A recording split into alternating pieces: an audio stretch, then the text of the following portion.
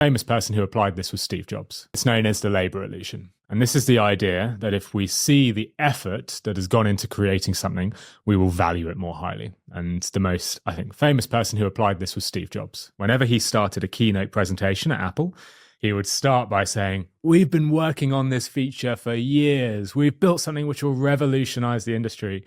There was one where I think he came back to Apple as a CEO and he said, "If you'd been around the car parks of the Apple offices on the weekend, you would have seen they were full of people." Really making the point consistently across multiple keynotes to emphasize the work that went into something. He knew what he was doing because there's a lot of evidence that backs this up.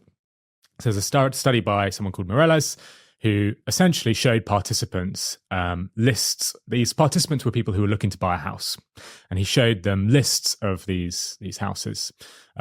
The lists were identical, but some people were told, "Oh, the real estate agent has spent all night preparing this list of houses for you. Do you think there's any house on here that suits your needs?"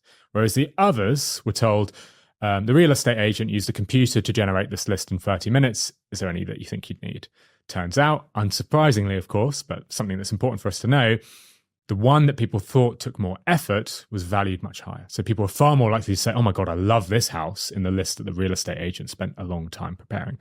And so you can apply this to marketing.